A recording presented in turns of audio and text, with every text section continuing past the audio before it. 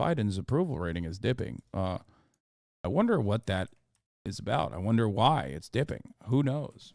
It says no value without labor. In the back has a fucking cool graphic as well. Hospital still saying the names and IDs are fake. Yeah, it's gross. It's disgusting. Like, if people turned around and said, what about the 1,400 casualty number in Israel? Have we seen verification for that? That would be gross. It would be. Okay?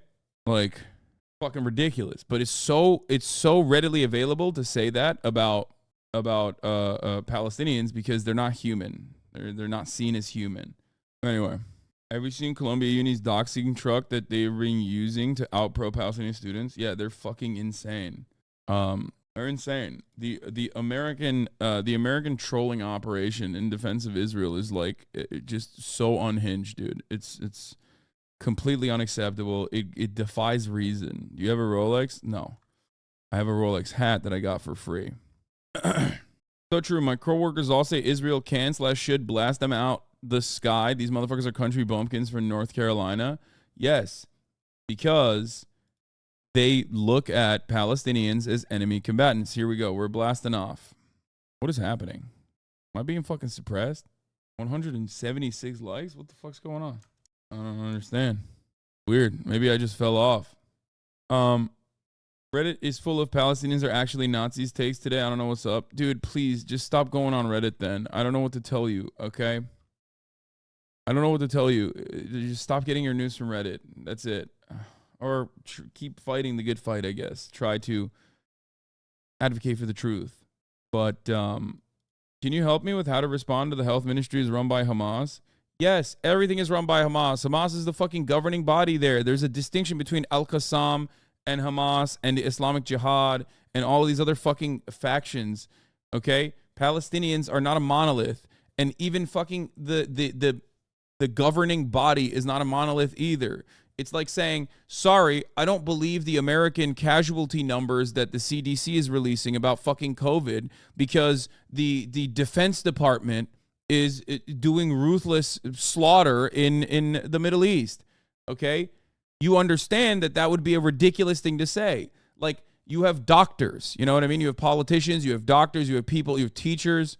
Like, it's fucking ridiculous to just be like, yeah, no, this doctor actually also wants to kill everybody.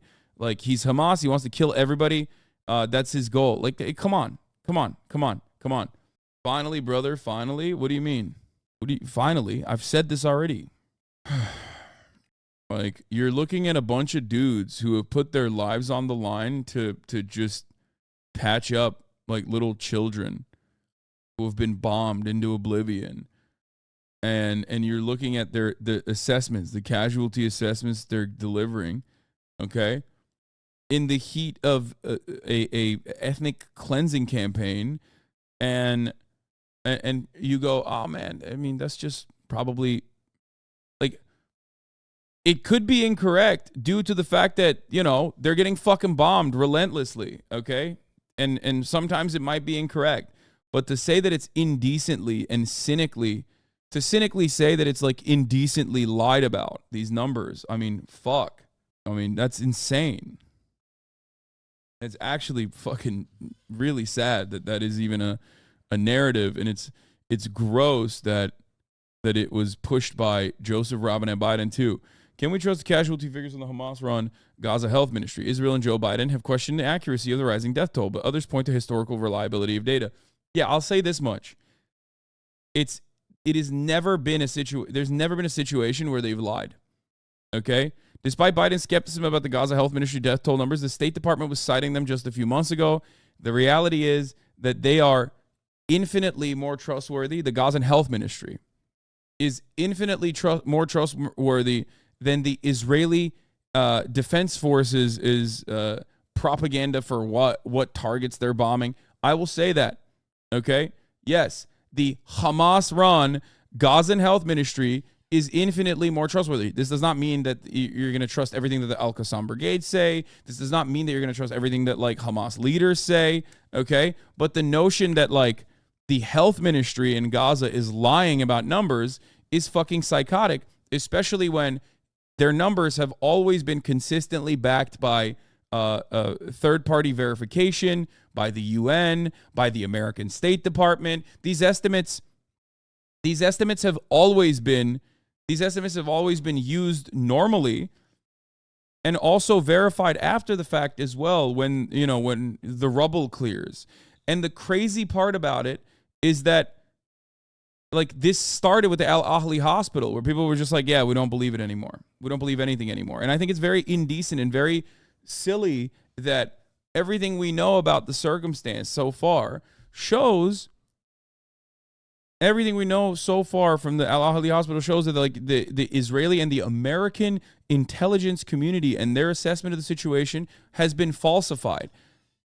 And not falsified just by me or fucking Os and Andes or whatever, falsified by the New York Times. It is really, really, really fucking gross. It's also insane because, like, if anything, the death numbers are shockingly low. You know what I mean? Israel has dropped the damn near equivalent of an atomic bomb on this tiny fucking sliver of land that is densely packed, and the numbers are at 7,000. There are still thousands under the rubble that have not been counted for yet. Like the fact that it's only 7,000 should shock you. The idea that like this estimate is like inflated is insane. It's not like Israel's hiding how hard they're bombing Gaza. They're openly saying it. They flexed on it. Yeah. Quote from the article in the AP today. U.S. President Joe Biden said he had no confidence in the accuracy of the ministry's reporting. However, the U.S. government's annual human rights assessment from the region frequently cite the Gazan ministry. Of course.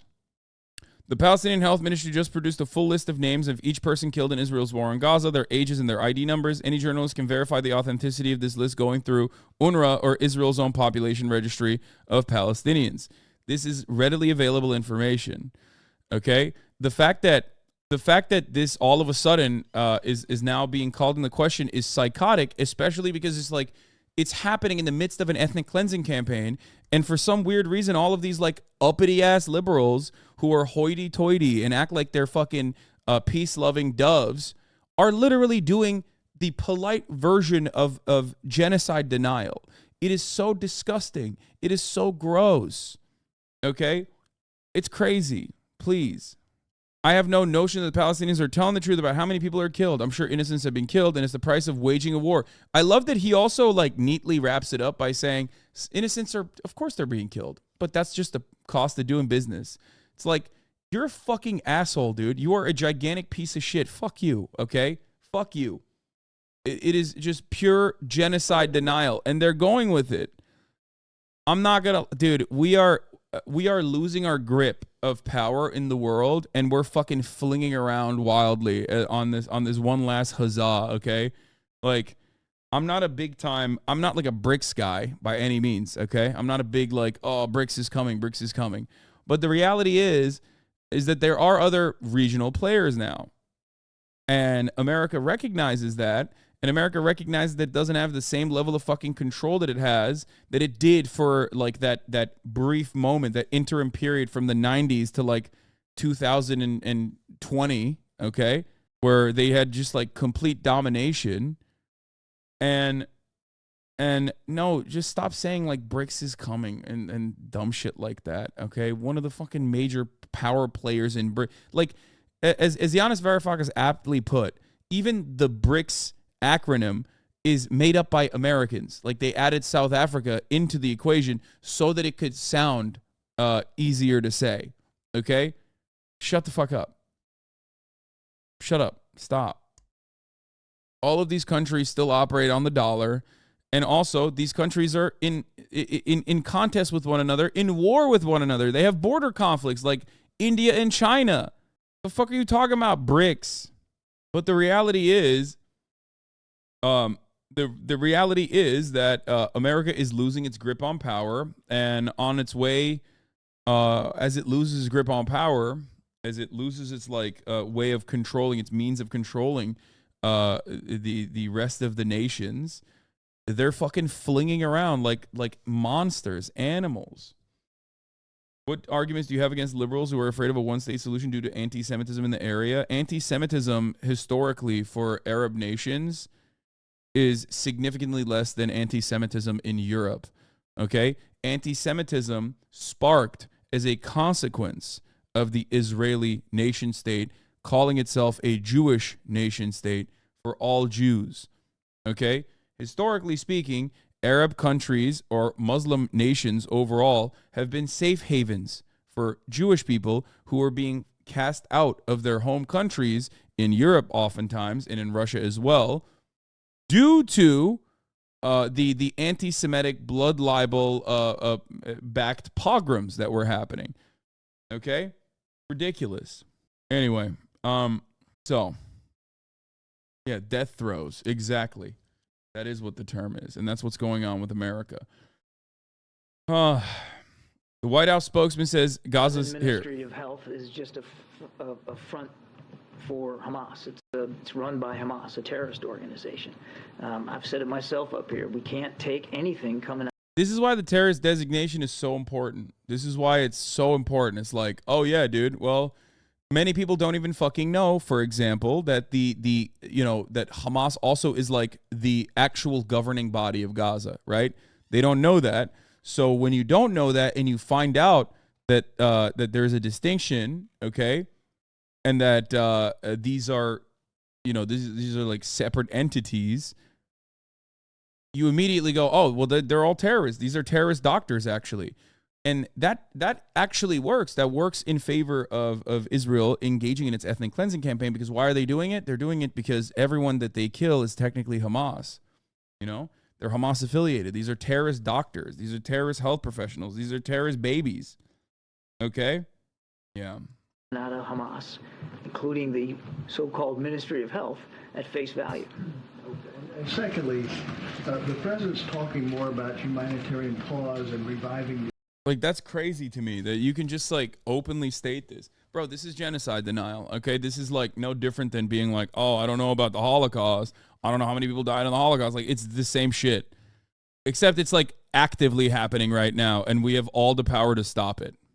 Would you say it's the equivalent of calling someone a federal worker in the U.S.? Yeah, it's like fucking looking at the CDC and being like, well, America does war overseas, so I can't trust the CDC. Like, shut the fuck up. These are totally and entirely different people. Like, what's wrong with you? Wrong with your fucking brain? You think that like all Palestinians are monolithic? They're operating with the same one frame mindset where they just want to be like barbaric terrorists? Is that what you think? Fucking insane. The Israeli-Palestinian peace process, what's prompting this tone shift? So, two thoughts here, Steve. For one, the president has never backed away or never stopped affirming the need for a two-state solution. Since coming into office, we've been working on that very hard. And I know. Shut the fuck up, bitch. You haven't been working on shit. Suck my dick, dude. Oh, it's a lofty goal, and it's taken a lot of people a long time to try to get there, and we haven't gotten there. But he's not stopped working towards that goal, and he still believes, as he said yesterday, that when this conflict is over, that still has to be the goal we're driving to. Yeah, totally, dude. Yeah. We want a two-state solution. Think about how fucking stupid that statement is, okay? He literally just said, everyone in Gaza is a terrorist. Everyone in Gaza is Hamas. Including the health ministry, they're Hamas. They're Hamas-backed, and therefore they're terrorists, okay? And you can't believe their death numbers as Israel is doing the most gruesome, relentless bombing campaign in the Gaza Strip, okay? Like, open your fucking eyes and you will see that those numbers are probably the most conservative estimate you can get to. And then he goes, oh, we want a two-state solution. We're working on a two-state solution. That's how you know. It's the biggest lie of all time. They're not fucking working on a two-state solution at all. Okay? The two-state solution is just peacefully ethnic cleansing as many Palestinians as possible and engaging in ethnic displacement while simultaneously fucking lying and doing genocide denial, like active genocide denial as you champion it. Okay?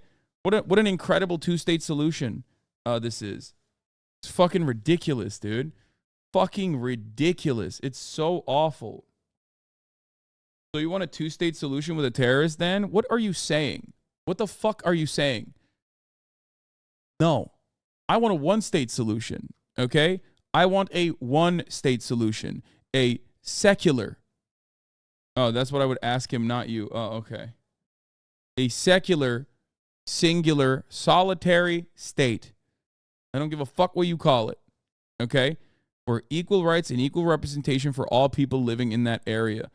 Where Jews have a right to return, and so do Palestinians. Of course, the moment that you bring that up, people go, well, then they will just do the Holocaust. If they take their homes back, then they'll do the Holocaust. It's like, no, they won't. It's just pure projection. Anyway, new satellite photo of what our government is outright denying and championing. The Israeli aggression on Gaza continues on its 20th consecutive day on October 26th. Yeah. Wow, dude. Seems like it's fake. The numbers are probably fake, right? It's absolutely unimaginable. And it's like, it's just... Yeah, I mean, I covered this. He doesn't say Hamas. He says Palestinian people, and then refers to them as horrible, inhuman animals. And is like shocked that people even think that... the question is like, why do even people care about the Palestinians? That's this question. Anyway, I'm going to run the 3-minute ad break now. Okay? Here's the Here it is. Here, I'll run it again. About something else he said in his speech, which we is watched about this yesterday. The collective punishment, as he put it, of the Palestinian people. And I want to talk about that in the context of the blockade and keeping fuel out of Gaza. I just wonder if you think that that is really necessary. You know, I'm very puzzled by the constant concern which the world and also Britain, I must say, Mark, is showing for the Palestinian people, and is actually showing for these horrible, inhuman animals who have done the worst atrocities that this century has seen, and the worst atrocities that Jews have suffered since the Holocaust. I mean, you know, when the United States reacted to 9/11, I don't remember people shedding tears for the Taliban or Al-Qaeda. Your country, Mark, actually, Britain, actually joined them and even sent your royals to fight in Afghanistan.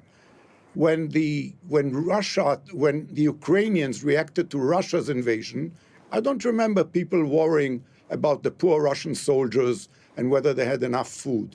All of a sudden, when it comes to Israel, everybody is becoming a great humanitarian, totally forgetting what happened 2.5 weeks ago, which is unforgettable and unforgiven.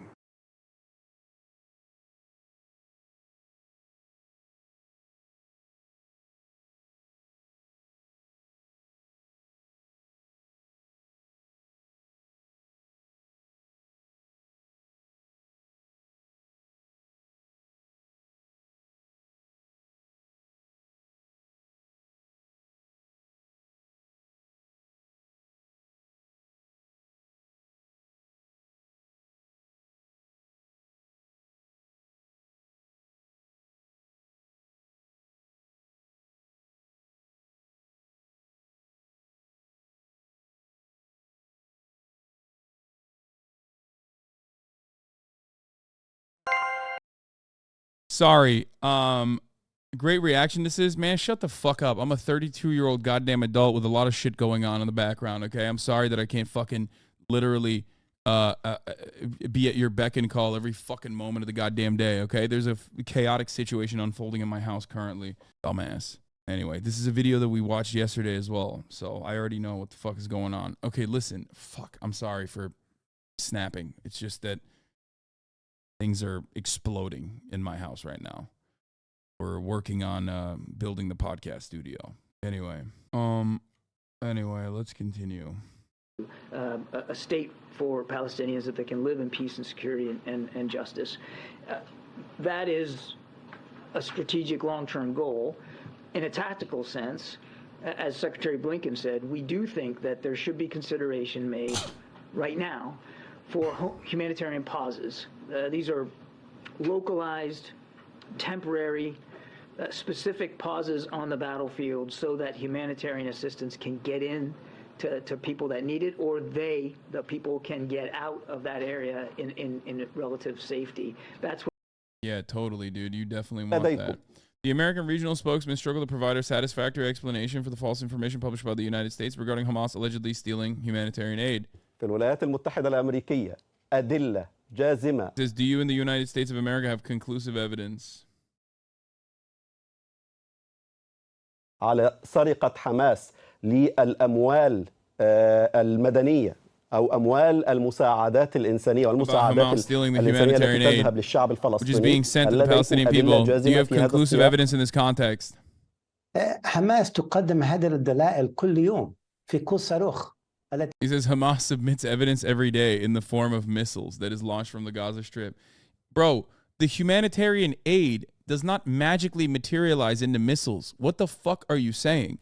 The missiles are coming in through the tunnel structure by way of Iran. You can literally, you know what the manufacturing parts look like. You know who has that capability. You know who's sending the fucking missiles in.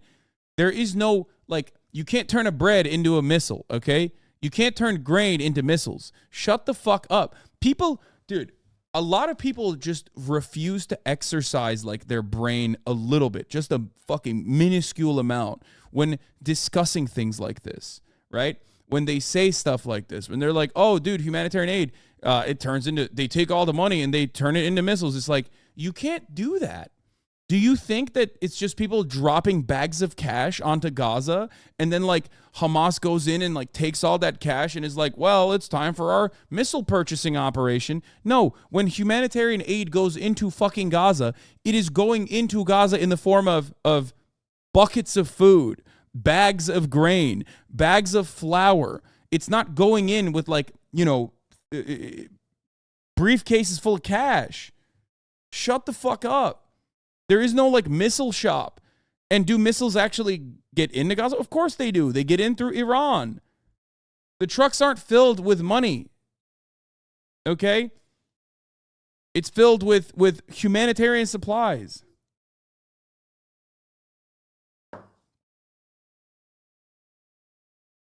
And the craziest part is that Israel controls everything that goes in through those trucks too. They literally look at everything. There was a point in time when pasta was not allowed in Gaza. Israel controls it to such a degree that they call it putting the Palestinians on a diet. Okay? Aren't you afraid of your controversial takes and activism will cause danger to your personal safety now that your reach is as great as it is? What do you mean? It's been my life for the past 10 years, man. I've been getting death threats for the past 10 years. If I die, I fucking die. You know what I mean? تشنها من قطاع غزة. يا سام أنت ترد على نقطة أخرى. Sam, you're responding to another point. Hamas stealing the humanitarian aid or the civil fund? تأخذها لنفسها. هل لديكم You أدلة have جازمة conclusive على هذا الأمر؟ evidence. إذا نريد أن نرجع. He goes, so getting back to the question about the two-state solution.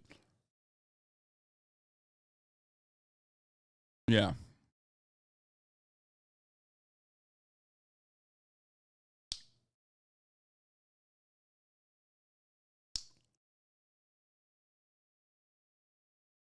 Anyway. That mentality will only encourage these cunts to go after you. Okay, man. Thank you. Yeah, no, if I get fucking murdered, it's actually my fault because I said if I die, I die. There's nothing I can do about it. Thank you. It's not the murderer who's at fault here in this hypothetical scenario. It's still me, okay? What do you want me to do?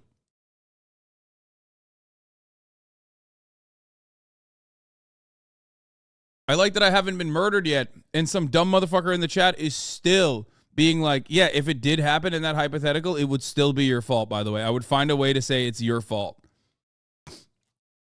Victim blaming me for a hypothetical murder in the future. I love that. Anyway, the numbers being fake is a ridiculous and horrifyingly racist way of denying an ethnic cleansing that is happening in Gaza, and many people will believe it. I have no confidence in the number the Palestinians are using, he said. On Thursday, the ministry said the Israeli bombing of Gaza had killed 7,028 Palestinians, including 2,913 children, in the nearly 3 weeks since Hamas killed about 1,400 Israelis and abducted more than 200 in its cross-border attack. In a move to head off allegations of fabrication, the ministry has issued a 212-page list of the names and identity numbers of every Palestinian it says has been killed in the Israeli bombardment.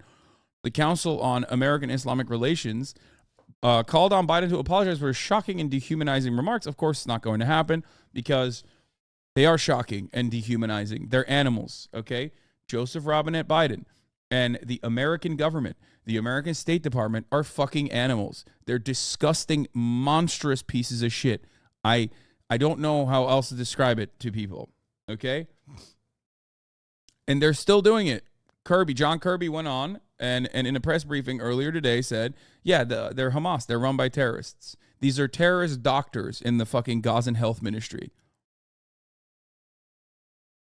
Yeah.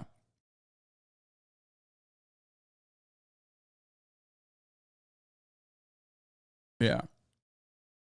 Oh, but once again, they've done this already. This is just the West being the West. The American British press also shared a widespread mistrust of Jewish eyewitnesses.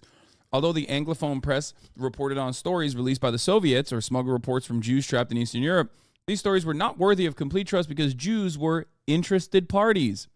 As late as January 1945, an official from the Refugee Department of British Foreign Office wrote, sources of information are nearly always Jewish, whose accounts are only sometimes reliable and not seldom highly colored. One notable tendency in Jewish reports on this problem is to exaggerate the numbers of deportations and deaths.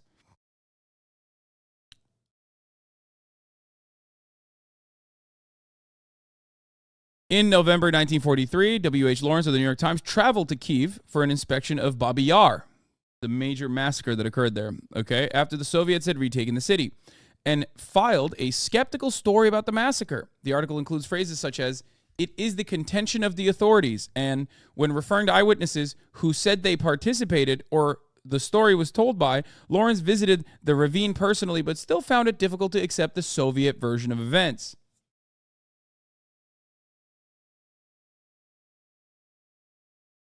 He states that he only saw a bone or two, a handbag, some hair, and that there's little evidence for this ravine to prove or disprove the story.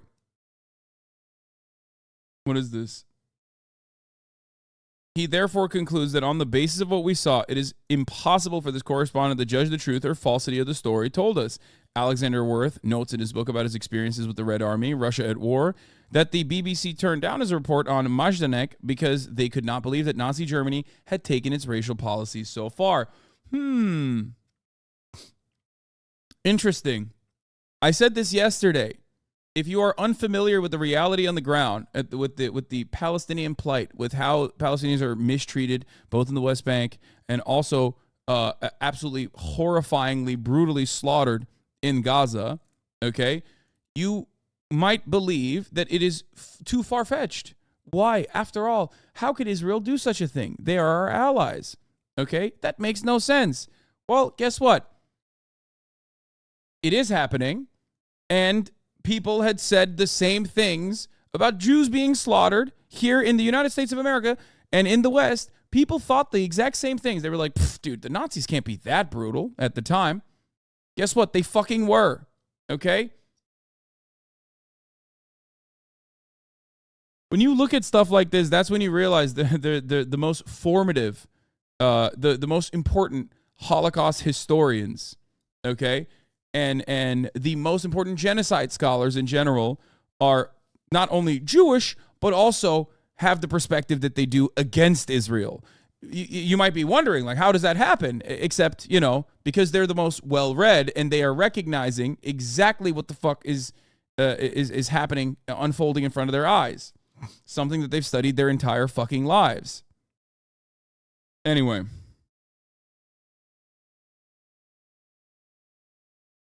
Worth also quotes the response of the New York Herald Tribune to the report of Majdanek. Maybe we should wait for further corroboration of the horror story that comes from Lublin.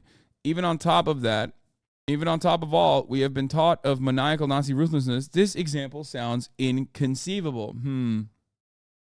Although such skepticism of individual witnesses could be in part due to the journalistic caution practiced in Anglophone newspapers, the pattern of skepticism continued even after visits to Babi Yar and Majdanek, and therefore also seems the result both of a combination of an unwillingness to accept the mass murder of civilians and of a bias against Jewish, Polish, and Soviet reports. Here's why Washington Post explains why journalists, the UN, and even the U.S. State Department itself rely on health ministry statistics, because they're the most accurate. It is genocide denial. What Biden is doing is genocide denial, okay? It's ethnic cleansing denial. These are arguments that you use when you want to deny ethnic cleansing.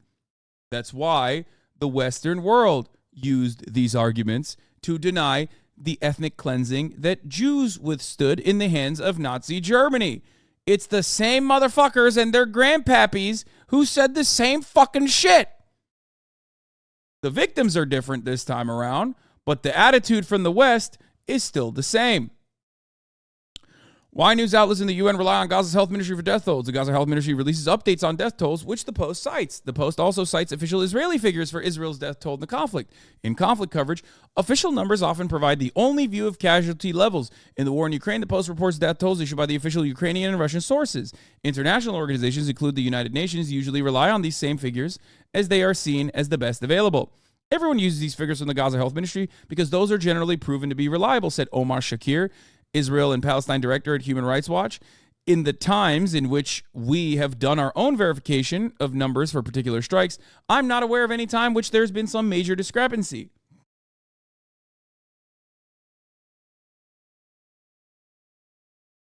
Shakir said Human Rights Watch would not use figures provided by parties with a propensity to misrepresent information, except they do still, trust the IDF, even though the IDF lies all the time, but that's fine. There's not really much you can do about it. That's not the health ministry of Israel, though. That's different.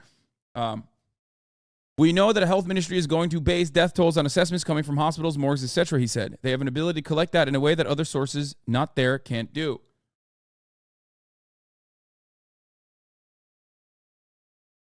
When the reality is too difficult to stomach, Israel and its allies preferred to deny it, Omar Shakir said.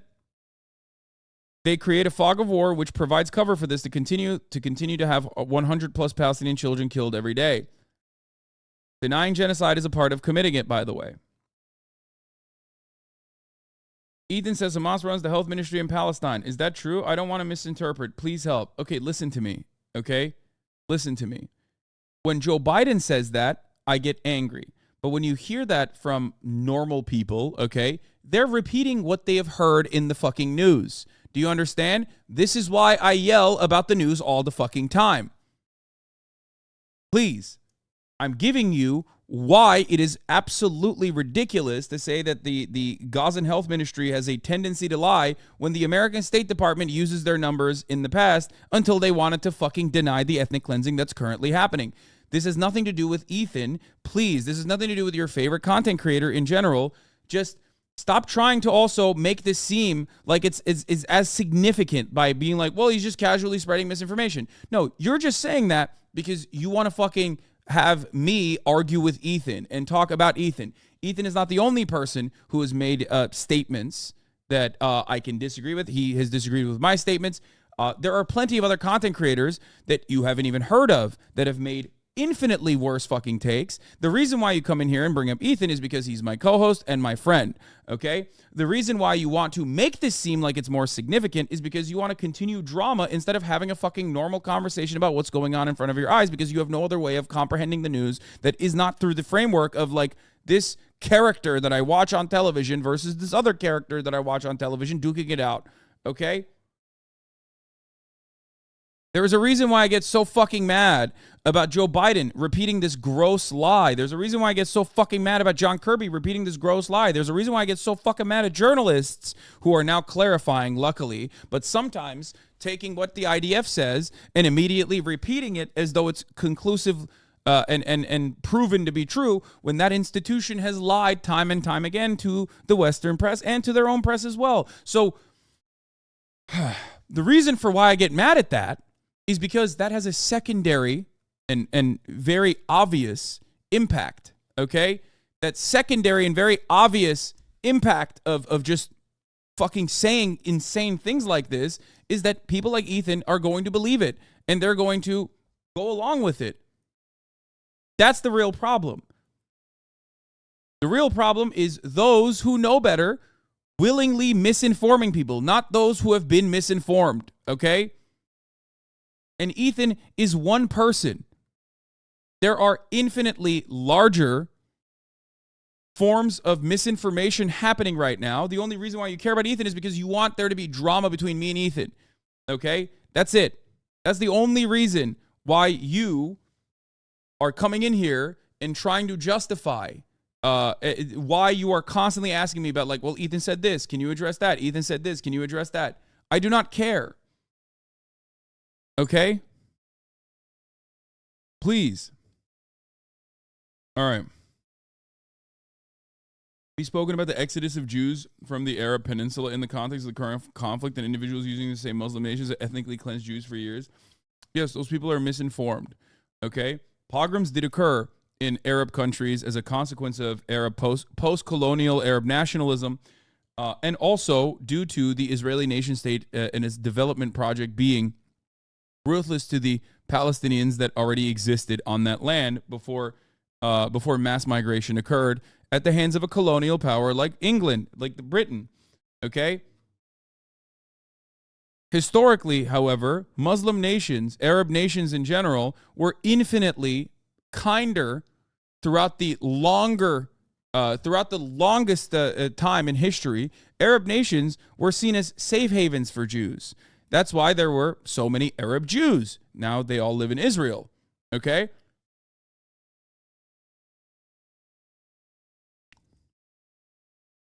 Like the notion, it's a really gross way to cover this, because you know what? It's Europeans that were infinitely more anti-Semitic to Jews, engaging in pogroms. Okay? The reason why there are Jewish people, or there were Jewish people in all of these Arab nations, specifically under the banner of the Ottoman Empire especially, was because the Ottoman Empire was a safe haven for Jews. There was no anti-Semitism in the same way that it existed in like Spain or Russia or many other places, Tsarist Russia, and many other places. Okay? The West was infinitely more anti-Semitic. After all, holy fuck, World War II happened. Think about that. The Holocaust happened, you know? Mistake, don't think Turks are considered Arabic. No, but the Ottoman Empire spanned across Arabic nations as well. Okay? So what changed? What changed? What changed? Israel and its development was horrifying. The Nakba was horrifying. And even before the Nakba, mass immigration was occurring at the behest of a colonial power. Okay?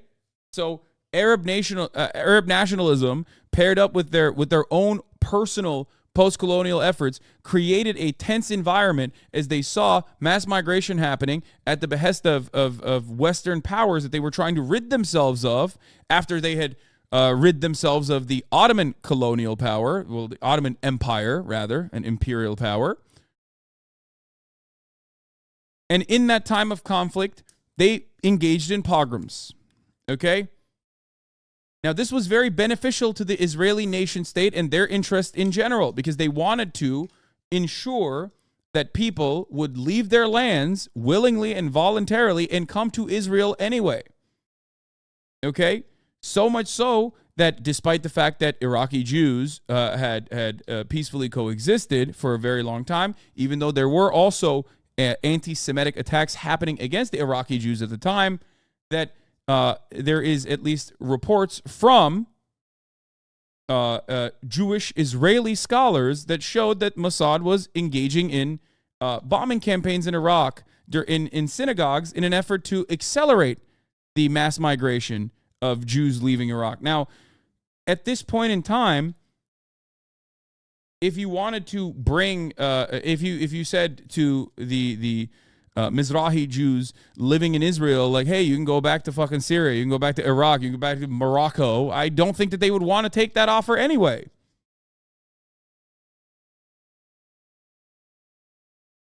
Wait, actual false flags? There's only one indication. It doesn't matter. This does not wash away the rest of the rest of the purges that occurred.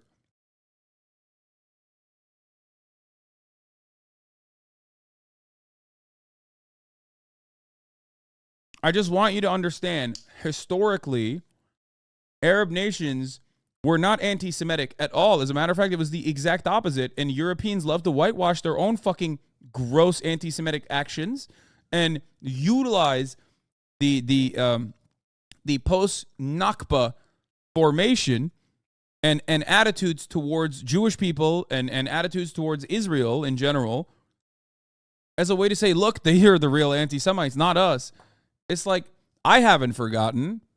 I know many Jews have not forgotten what the Europeans did, okay? And they shouldn't. That's the whole basis of never forget. There's one very important component there. See, we were never anti-Semitic here in Europe. We even gave Jews their own state in the Middle East. What the fuck? Exactly. That's the attitude. That is the attitude that you hear from Germans and from everyone else. They're like, hey, guys, come on. Don't say we're anti-Semitic. We love Israel, please. So hatred from Arabs towards Jews originated in 1948? No, I told you it accelerated greatly after 1948, but hatred from Arabs towards their Jewish neighbors was a post-colonial, Western colonial endeavor. Before then, like, just think about it. Why were there so many Jews living in Morocco, for example? Why were there Jews living in all of these Arab countries for a very long time? How did that happen? Just think. How could that have happened? Why were there Jews living in the Ottoman Empire? How could that have happened? Let's think about it.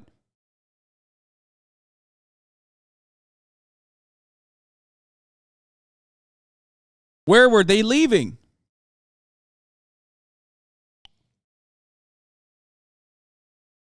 Because they were forcibly expelled and escaped pogroms. That's why they came to these countries, because these countries were literally safe havens. Think. Yeah, why were there so many Jews in Spain before the Inquisition? Where did they go? What happened to population numbers? Let's think about that.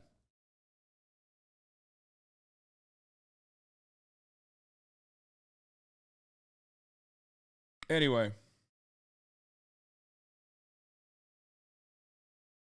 Dude, I was telling this to someone and they literally said, "You're so stupid." That's not true. I know, because this lack of information from the Western world plays a very plays a formative role in their understanding, okay? If you talk about the Islamic Golden Age, for example, they'll lose their goddamn minds. They'll be like, what are you even saying right now? That never happened, because they never learned about it, and they don't need to learn about it, because if they learn about it, then they have to, like, come to terms with the reality that, like, a lot of history was advanced in this time frame by Muslim nations, okay, at a time when Europe was not so great. Yeah. Ask them how fucking what algebra is. It's rewind time. A Jewish museum guide working in the Jewish Museum in Berlin was fired yesterday for calling the situation in the West Bank apartheid. Germany in 2023. This is what I'm saying. Okay? Dude, these guys are going crazy with it, okay? Like, I think something broke in the minds of a lot of Zionists, non-Jewish Zionists, who think, I write for Israel, so fuck you. You're a fake Jew. I'm a real Jew. Like, they literally think that they are, like, they think that they know better and can just get so comfortable saying anti-Semitic and shit and doing anti-Semitic things to Jewish people, because they're like, well, we ride for Israel. Fuck you mean? Richie Torres is doing this shit too. Look, over 1,000 Israelis die from a wave of terrorism known as the Second Intifada. Globalized, the Intifada is an incitement of violence against Jews across the globe. Anyone who utters these words, hate, of hate or inciting hate and violence, bro, look at the group. Like, you got the classic, was it Narutai? Like the Orthodox Jews against Israel at the front. And this motherfucker is literally like, he's looking at this footage, okay? A lot of these protests are neturai karta, okay? And you're looking at a situation like this and going, not, those are fake Jews. Me, on the other hand, I'm a real Jew. It's like, bro, what are you saying? You're a fucking congressman in the Bronx. You're not Jewish. Shut the fuck up. And like, it doesn't matter. Like, you don't have to be Jewish to defend Israel or criticize Israel, right? Like, but it's so ridiculous that you think like you think you could just like say unhinged shit like this.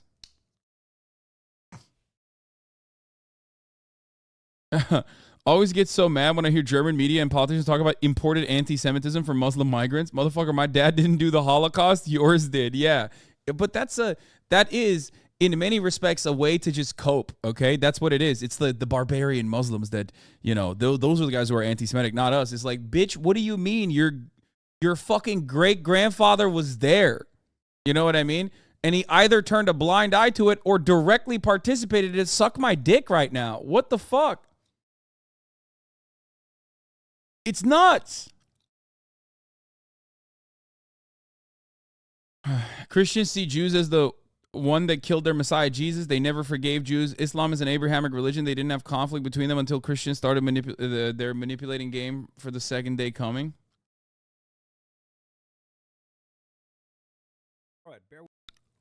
How racism was invented in the Middle Ages. This seems like a sick-ass video. I like this.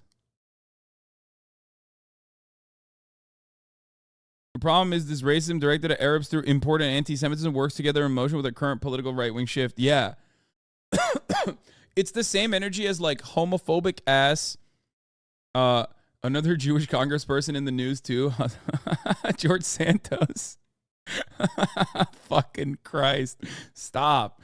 Dude, he's Jew-ish, okay? George Santos is apparently still telling tall tales, Chinese Communist Kidnapping Edition. He's Jew-ish, okay? He never said he's Jewish. He said he's Jew-ish.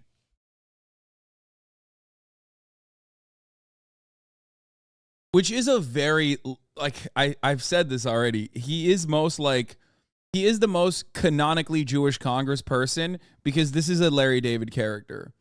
Like, everything he has done is basically concocted by Larry David himself, okay? He is the most Larry David congressperson out there. Down to him saying he is Jew-ish. He literally said his niece got kidnapped by the CCP. I love that. Okay, we're not doing this. I'm not going to go into fucking this idiotic nonsense right now. I think I've adequately addressed why it's fucking ridiculous to say that these health ministry numbers are fake. In my mind, it is no different than like thinking that the American institutions like the CDC are giving fake COVID numbers. But of course, because this is done at the behest of Israel and defending Israel's ethnic cleansing campaign, and the victims are Palestinians and Muslims and Arabs, so you don't really see them as human beings. Like, that's perfectly valid and perfectly acceptable to promote, even though these very same liberals, okay, these very same liberals would have straight up lost their minds not that long ago when Republican hogs were saying similar things. But it's important. It's important to say this because then you can at least like act as though you are politely allowing genocide to happen. You have to make this you have to destroy all distinctions, okay? All of this works as a collaborative effort to tie every single Palestinian to Hamas and to say Hamas is terrorists, they're terrorists, they want to kill all the Jews, and every single Palestinian wants to kill all the Jews, which is why the Jews, which again is anti-Semitic, I just want to say, okay? The notion that like all Jews are responsible for Israel's actions is an anti-Semitic one, okay? There is no, I make this distinction all the fucking time. But then that's the reason why Israel, which is defending the legacy of all Jews, has to kill all the Palestinians. They have to do a preemptive genocide in an effort to stop a potential hypothetical genocide in the future. Okay?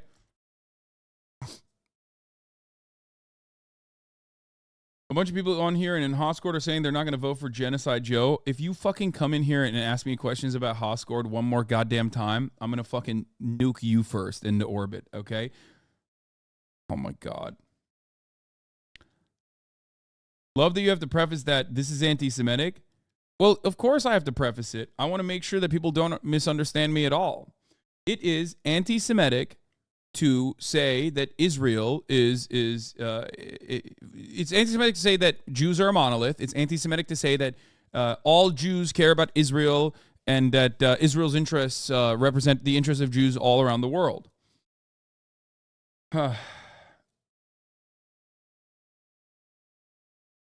Yeah, I saw this. A TikTok creator with 2.9 million followers was just offered $5,000 to go live with his account and pledge his support to Israel. When I was just offered to pledge my support to Israel, this Zionist organization emailed me this morning and they said, "We have been following your content on TikTok and appreciate your passion for the Middle East. Our organization, which seeks to help understanding, would like to offer you a sponsorship opportunity. We have noticed your support for the Palestinian cause and we respect your dedication to important issues. However, we believe that there may be some misunderstanding."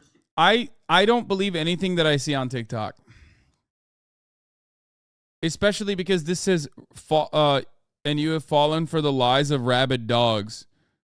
Like, I don't believe that any fucking, any company would say that.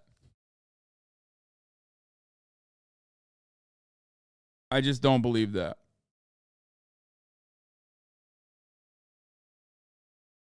Talk about. This is pretty horrible. Hassan just produced the recording of the interview and the documents he provided to the reporter showing that the New Yorker totally smeared him. They absolutely should not stand by the story. Here's our official statement. I stand by the story and encourage the people to read it in full. What?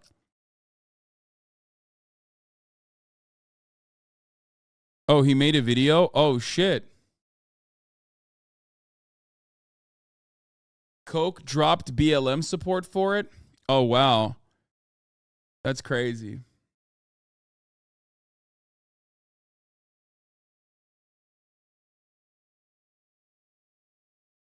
Have you addressed people claiming that the dead of Hamas is reporting Israel has killed, that they are all listed as civilians and no Hamas fighters, which lends to the argument that Hamas is exaggerating the number of civilians killed? I don't agree with this, but wondering if you addressed it. I mean, there's a pretty simple answer for this. Okay?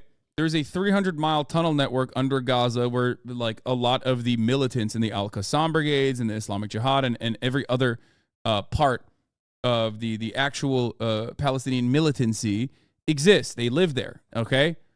So guess what? Guess who doesn't live there? Regular Gazan civilians that live above the tunnel network in fucking residential buildings. Okay? Do you think Israel doesn't know that? Of course they know that. So before you ask this question, you should probably ask, how many Palestinian fighters has Israel killed? Apparently it's around 20. Like it's a laughable number. Okay? The thing is, the Gazan Health Ministry will reveal these numbers regularly. Okay? And then these numbers also are in the hands of the Israeli registry as well. Because Israel, even though they don't do anything in Gaza, if you ask Ben Shapiro, has the information of every single Palestinian living in Gaza. The IDF itself, I think, claimed that it was 13. How would Israel even have a clue, though? Because, one, Hamas will openly state when their fighters get killed, okay? They take ownership over it. I believe Israel has said 13 officials, not 13 fighters. Quit sharing misinformation, chatters. Okay. 13 officials have been killed from Hamas thus far.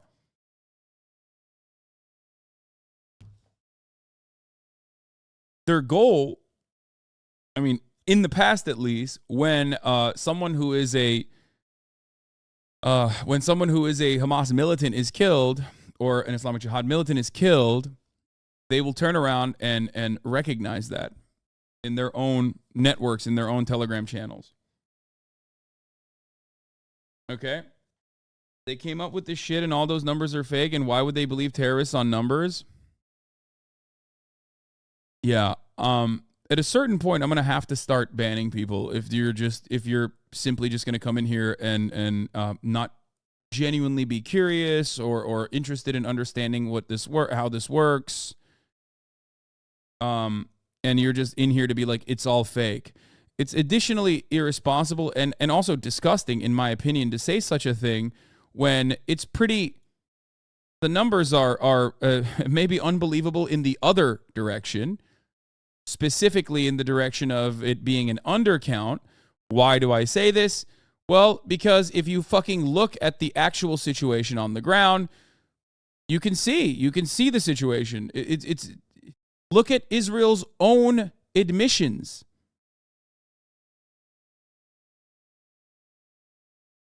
There are satellite photos of Gaza that is readily available.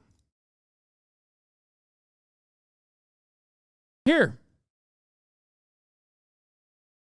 Look at that. What does that look like to you? Entire city blocks full of residential apartments completely wiped out. This is the Isbat Beit Hanun in Gaza. This is near the Al-Shati refugee camp. Leveled. 51%. The majority of structures in Gaza are no longer usable, either completely destroyed,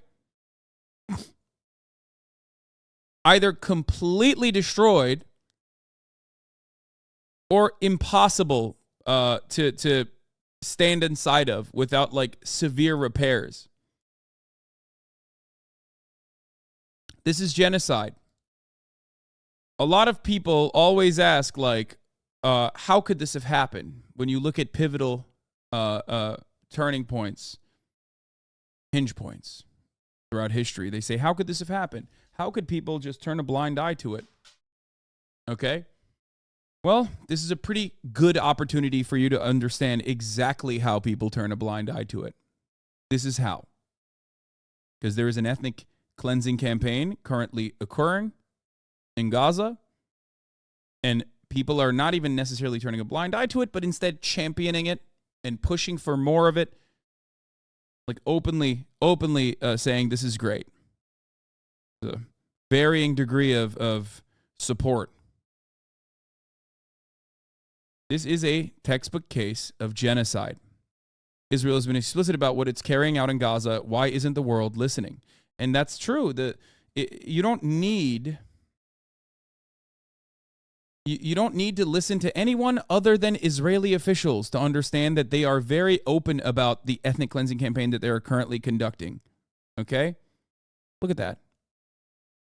How can you look at all of this and say, I do not see the genocide here. I do not see the ethnic cleansing here, and I don't believe the numbers.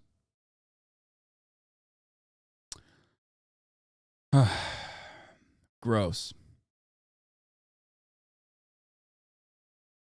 The Palestine Double Standard from Hala Alian, a Palestinian American writer, clinical psychology professor in New York City.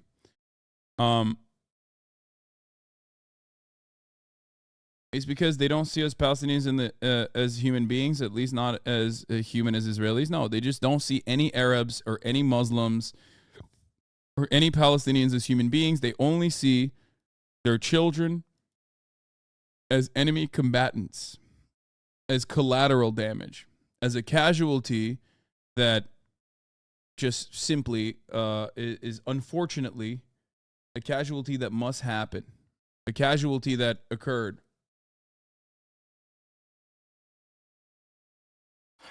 Al Jazeera host burst into tears as he announces the news of the tragic murder of the son, daughter, and wife of several grandchildren of his colleague Wael al-Dahdoun, or Dahdouh, in an Israeli airstrike in Gaza. Yeah, that was really fucking horrifying.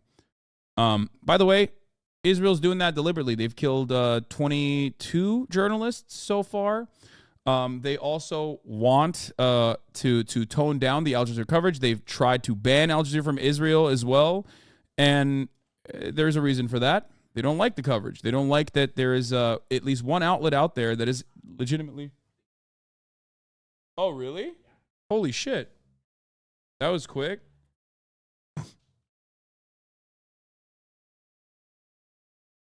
What's OP Gladio? Thank you for the 5 gifted subs.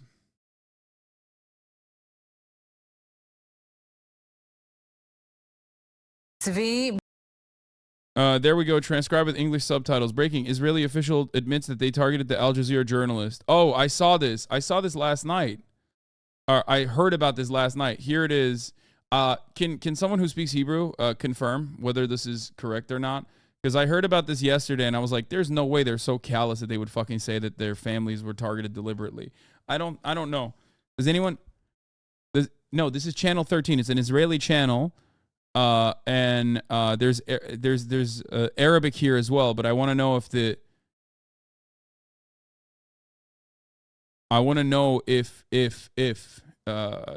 Hebrew in the channel is like correctly translated. צבי, בניגוד לכל מיני שמועות צבי, שדיברו על פגיעה באחד מראשי חמאס, באחד מבחירי חמאס, בתקיפה המשמעותית הזאת בעזה היום, כרגע אנחנו לא יודעים על דבר. אז נכון לרגע זה צריך לשלול... We already know that Hamas may not know either. אבל יכול להיות שרמת ההרס, וזה אנחנו כבר יודעים, שגם חמאס אולי לא יודע, יכול להיות שהייתה פגיעה, והם עדיין לא יודעים מה קרה, ואין להם גם יכולת לגשת ולפנות. זה נכון להרבה מקומות ברצועת עזה. בדרך כלל אנחנו יודעים את המטרה. לדוגמה, היום הייתה מטרה, משפחתו של כתב אל-ג'זירה. אבל בדרך כלל אנחנו יודעים. במקומות שלא יודעים, אז אנחנו מחכים להודעות של חמאס. All right. I'm untiming you out. Applesauce Z. I don't know if you listened or not.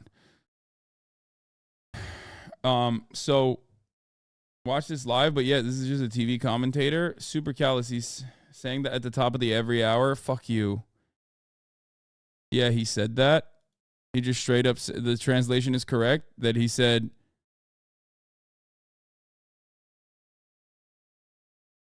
contrary to all kinds of rumors, one of the top Hamas officials in the significant attack right now, and they still don't know what happened and can go on and contact them. This is true for many places.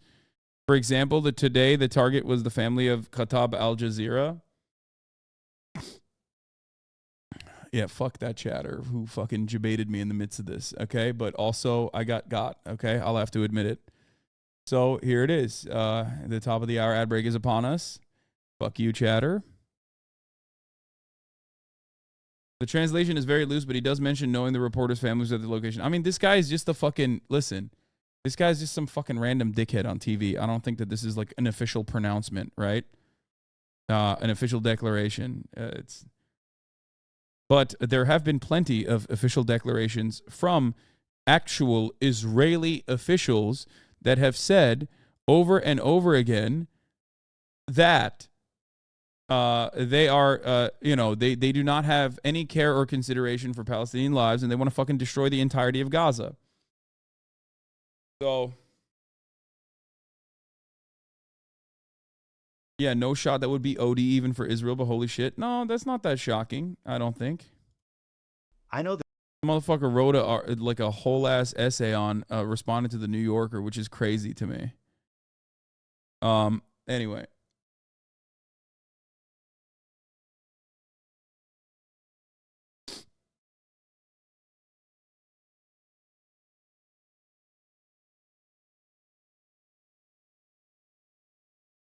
What is this? Have you seen this?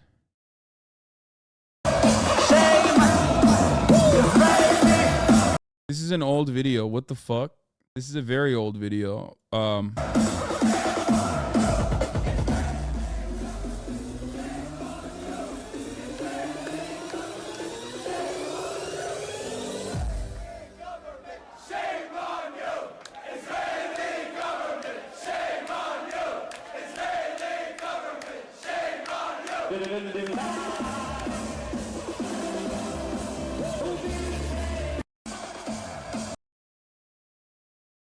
I mean, I don't. This is an old ass video. I'm pretty sure, and not only that, yeah, there are. It probably isn't anti-Zionist. The Orthodox are overwhelmingly Zionist. That's not true.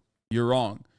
The Orthodox Jewish community goes in either direction. Okay. Some of the Orthodox Jews in America are hyper Zionist, ultra Zionist, but there are, of course, still Orthodox Jews living in Israel. That go in either direction as well. They're either ultra Zionist or anti Zionist. Why'd you switch off that clip before the drop? The Orthodox in Israel are Zionists? No, the the Neturei Karta are the only anti-Zionists. I'm Jewish, man.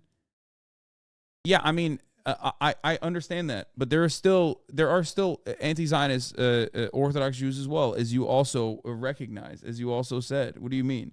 It's not like a 50-50 split, if that's what you think I'm saying. I'm not saying that at all. Torah Judaism shows the anti-Zionist the anti-Zionist Orthodox Jews all the time, but there's a reason why I don't cover that all too much, because overall it's just like, there is still a larger, way more vocal community of Orthodox Jews that are ultra Zionists. So I don't know if those guys are actually, just anti-Bibi Netanyahu or anti-Israeli government for the apartheid or for other reasons.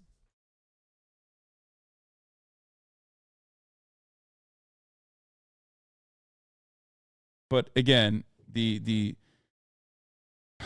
Neturei Karta have very interesting perspectives overall. I'm not like, I don't. It's not good to just like use them as an example. Also very, like, some of them are very, very conservative.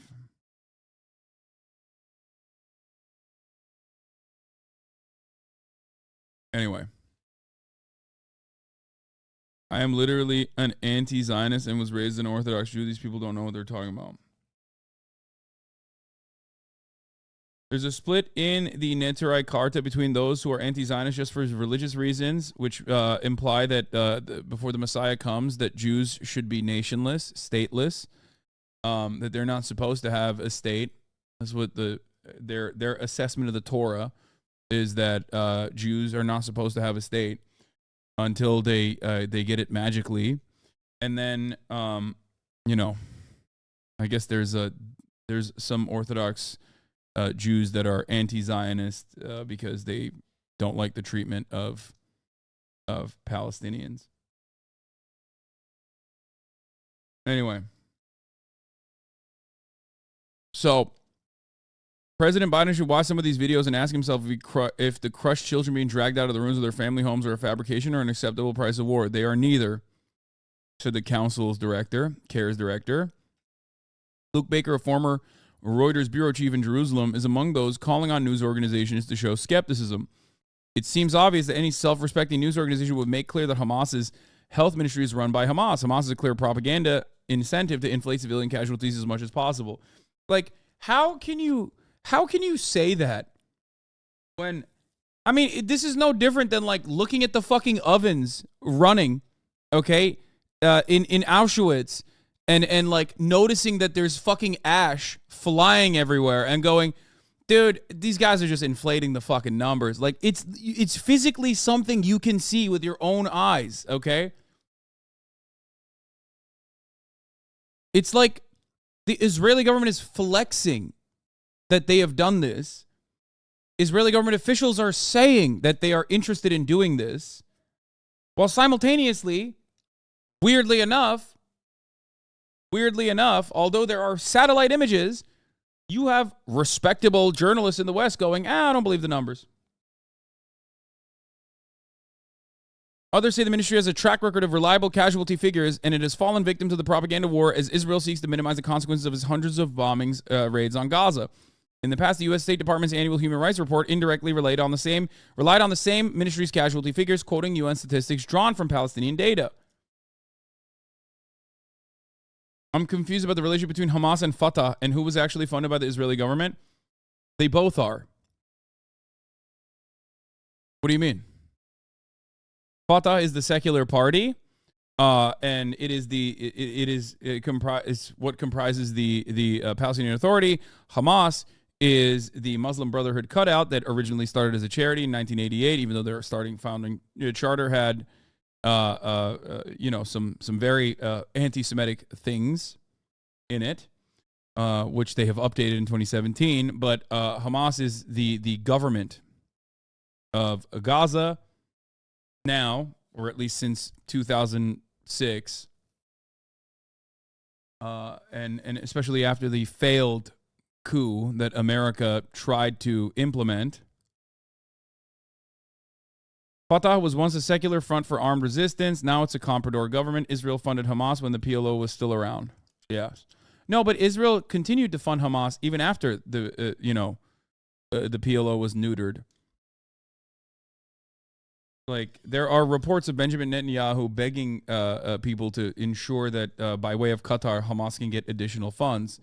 Benjamin Netanyahu has also personally said that he will only deal with Hamas because Hamas is the only way.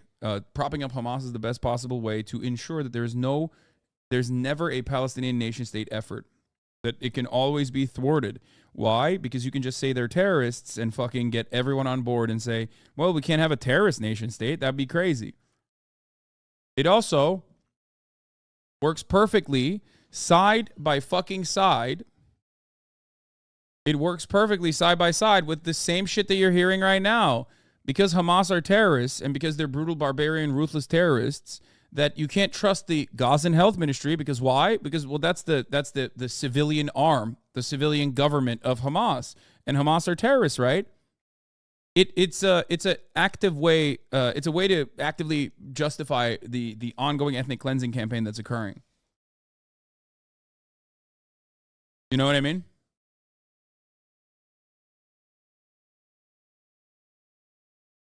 What is this information here? Israel rejected peace with Hamas on 5 occasions. Yes, we have. I mean, this is from Zachary Foster, who literally was on the was on the broadcast. He talked about this. Yeah. Hamas history success saw the truce with Israel in 1988, 2006, 2008, 2012, and 2017.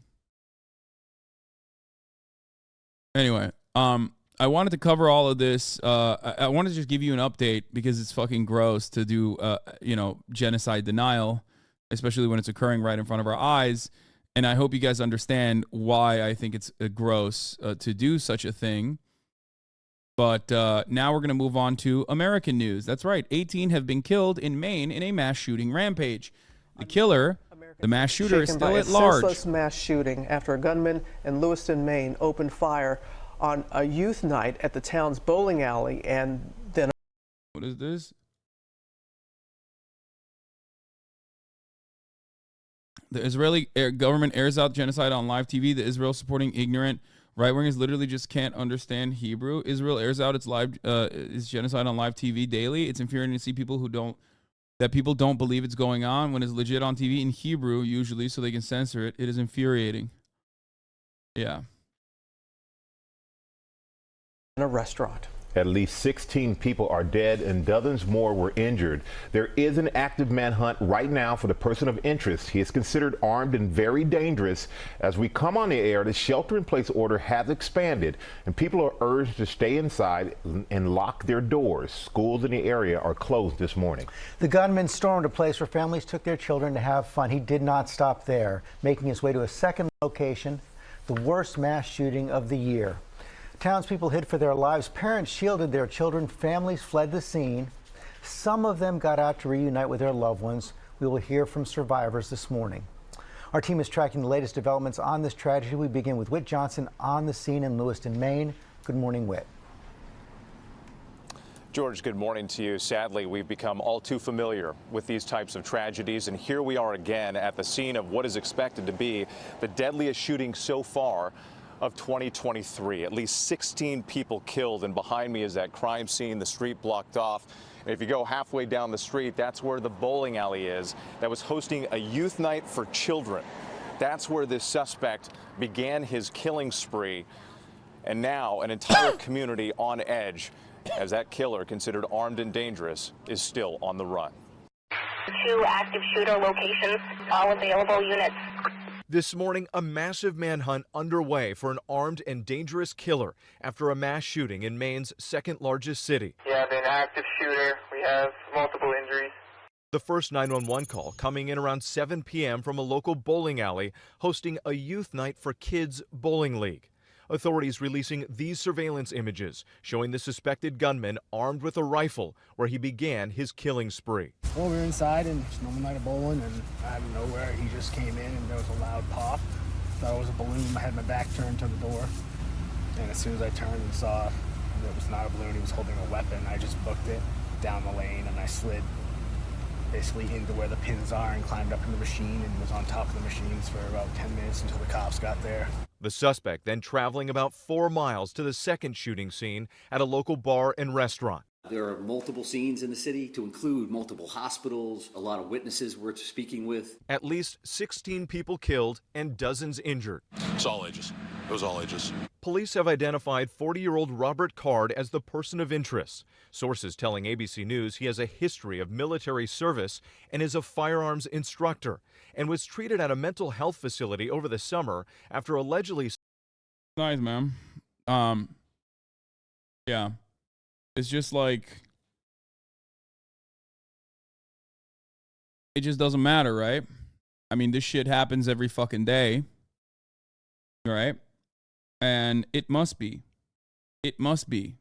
of course, as always, it must be a psyop. It must be. Saying he was hearing voices and threatened to shoot up a National Guard facility in Saco, Maine. If people see him, they should not approach Card or make contact with him in any way. Authorities discovering the suspect's white Subaru around 11:30 p.m., 8 miles from the Lewiston crime scenes. The car seen with the door open and lights on.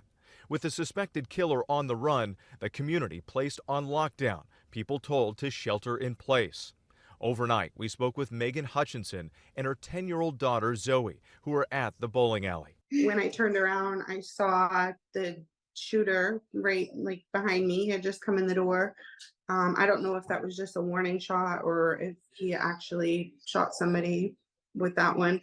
But between the lanes, there's some swinging doors, like where they keep all the mechanical stuff out back.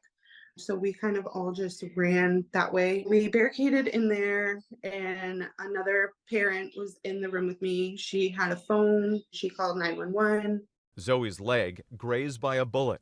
The young girl now unable to comprehend the horrific crime scene she witnessed. It's just shocking. It's something that you'd think would never happen. I never thought I'd grow up and get a bullet in my leg. Why? Why do people do this? I was more worried about, am I going to live? Am I going to make it out of here? What's going to happen? Are the cops going to come? Questions no child should ever have to ask. This community here gripped by fear right now. That lockdown is in place in Lewiston and surrounding communities. People told to stay indoors, lock their doors. Businesses and schools are closed as more than 100 investigators comb the area looking for that suspect. We've also learned that President Biden was briefed on that situation overnight. In fact, he was removed from a state dinner with the Australian Prime Minister so that he could get on the phone and make calls to local officials here in Maine.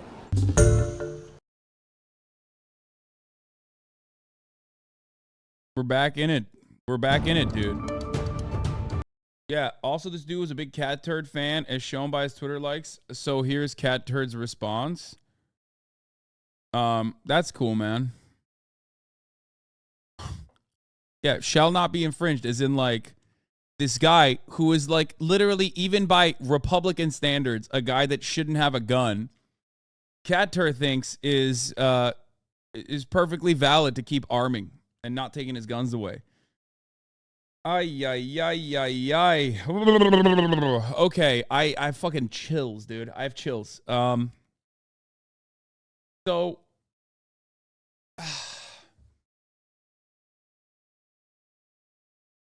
I don't know what to say.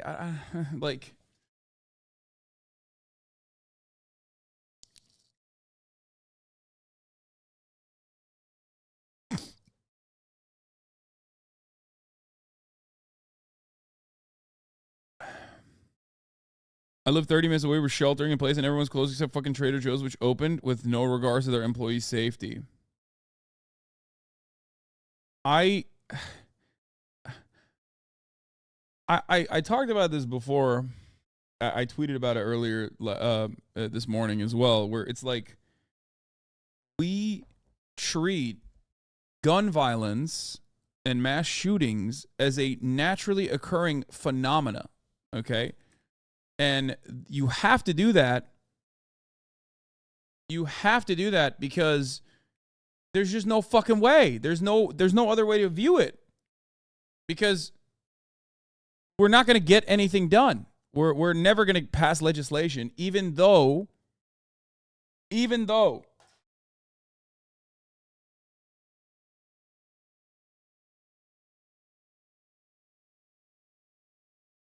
gun violence is a perfectly preventable problem. Okay? It is a perfectly preventable problem. It's just that Americans believe that the Constitution is our fucking Bible, and they cannot see anything beyond the relatively modern interpretation of the Second Amendment. You know?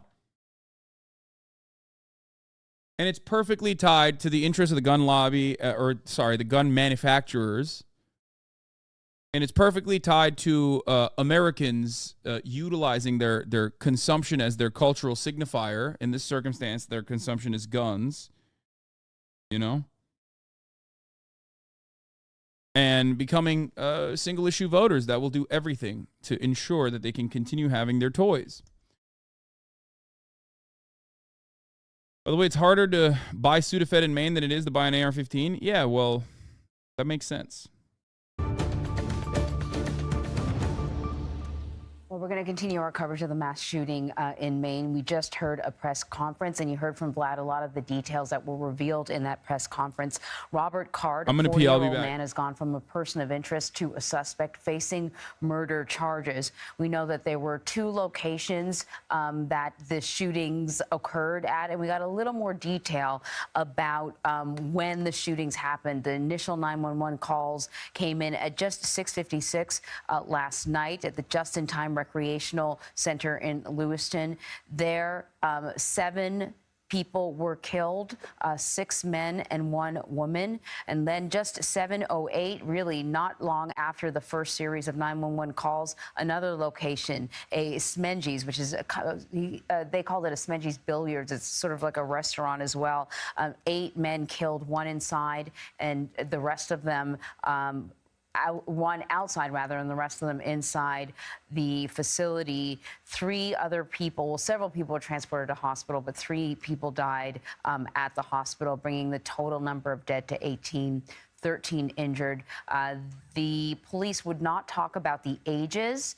They weren't prepared to give out that information, but they have released information about Robert Card earlier today. A little bit of misinformation about his level of training in terms of firearms. He is not a firearms instructor, but he is part of the Army Reserve, and he's described as a petroleum expert.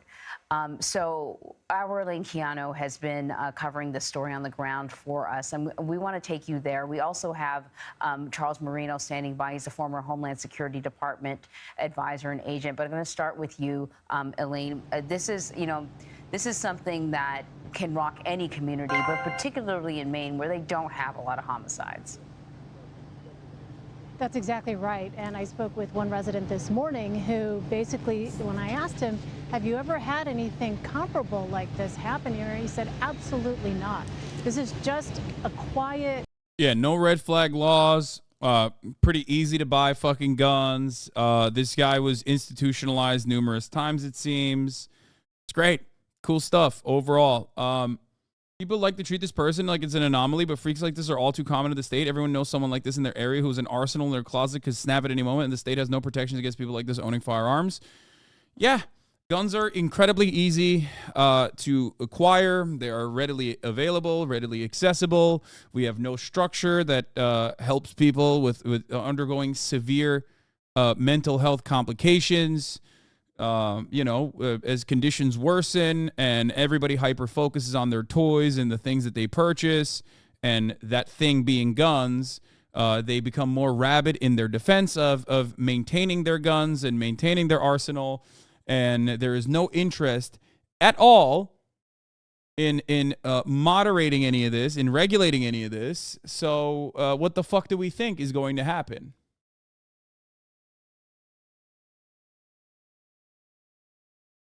What do we think is going to happen? What is slated to happen? By the way, I want to update you, but that guy who said, if Zvi Yehez Kali is speaking the truth and not speaking as usual just out of hatred for Arabs, then this is something very serious. Marking entire families, women and children as legitimate targets is something dark regimes and murderous organizations do. Just a quick update on that front as well from Alon Lee Green, who I will be having on the broadcast soon as well. Anyway, let's continue. Yeah, the guy is a full-blown far-right nutso. Here is his account. Here are all of his likes from his account. CCTV idiots, Elon Musk, fucking Fox News, Kevin McCarthy, cat turd, big cat turd guy. Now, obviously, they wiped it. They wiped all of his accounts, but before they wiped it, you could see his greatest hits. He had a Twitter account.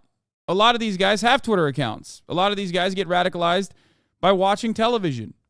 A lot of these guys go crazy, okay?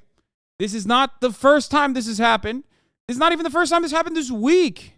This past week, you saw an Islamophobic hate crime occur in Chicago where a landlord stabbed to death a 6-year-old Palestinian kid, okay?